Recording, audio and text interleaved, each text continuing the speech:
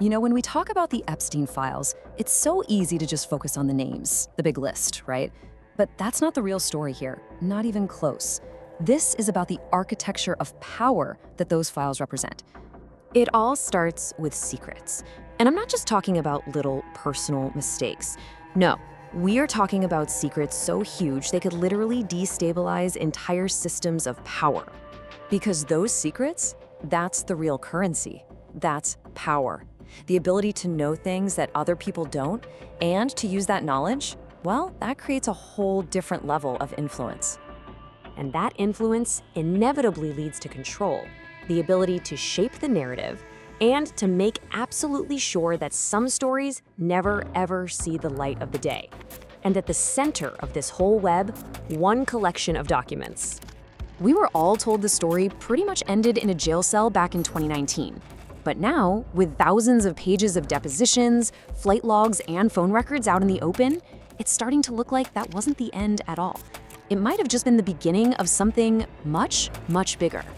So for this explainer, we're not just looking at what's in the files, we're looking at what's missing. The strange gaps, the anomalies, the cameras that just happen to fail. Because this isn't just a crime story, it's more like a blueprint for how power protects itself. Okay, so first things first, we have to completely reframe what these files actually are. They're way more than just a list of names. When those documents were unsealed, everyone was obsessed with the list. But honestly, the list itself is kind of a distraction. The real story isn't who is involved, it's the nature of their association. It was a network built on a very specific kind of leverage. And that leverage, it has a name: Kompromat. This is the actual currency of this hidden world. It's compromising material, gathered meticulously, not for simple gossip, but for strategic use, for blackmail, for manipulation, and for control. This quote just nails the dark psychology behind it all. I mean, think about it. If you have seriously compromising information on a world leader, a top scientist, or a billionaire, they stop being your peer. They become your puppet. And this really gets to the ultimate purpose.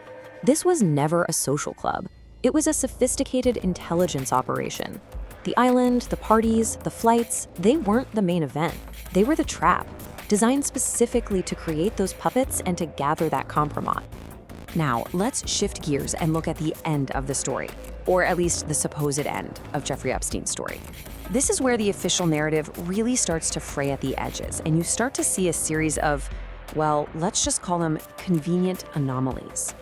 This is the first really big question. We know about all the flight logs, the island, the network, but when you get to the single most critical 24-hour period at the Manhattan Correctional Center, the number one piece of evidence, the video footage, was just gone.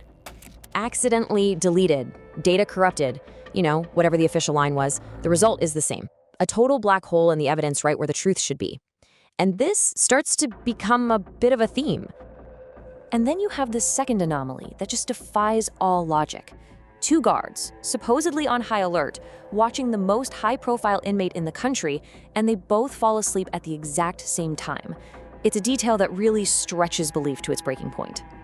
When you start to combine these anomalies, a pattern really begins to emerge.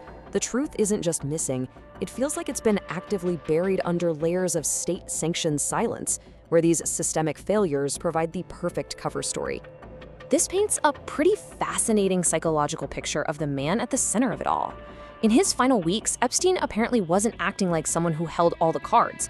He was acting like a man who knew his secrets had become a liability, and that they were actually making him a target. So let's zoom out, because this whole operation wasn't just confined to one person or one island. The files paint a pretty clear picture of a truly global network, connecting the absolute highest echelons of society. And this wasn't just a US problem, not at all. The network's tendrils stretched from the financial hubs of New York all the way to the tech moguls in Silicon Valley, and then right across the Atlantic to the academic and royal circles of Paris and London. So you have to ask, how does a network this dark operate right out in plain sight? Well, it's through a really powerful psychological tactic, creating a shield of legitimacy. By associating with the most respected people and institutions in the world, the entire operation cloaked itself in credibility. And there's a term for this. It's called normalization. If a Nobel laureate, a famous academic, or a beloved philanthropist is at the party, your brain just thinks, well, it can't be that bad, right? And that's the calculated logic. It's designed to disarm suspicion and make the unthinkable seem acceptable. This reveals the much larger strategy at play here.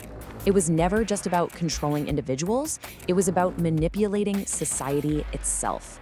It was about blurring the lines between right and wrong by just wrapping the absolute worst things in a veneer of prestige. Which brings us to our conclusion. You see, the release of the Epstein files shouldn't be seen as the end of a story. We should see it as a small glimpse into a much larger, ongoing system. The files are just a mirror reflecting the shadows. And this is the question that just hangs over everything. The truth isn't only in the pages that were released, it's also defined by the intense struggle to keep the rest of them hidden. So will we ever get the complete picture? Or is this as deep as the public is ever allowed to go? Ultimately, the very systems we're taught to trust to protect us are often the same ones used to hide the guilty. And while these files revealed a great deal, they've also made one thing crystal clear. The full story is still out there, waiting in the shadows, just beyond our reach.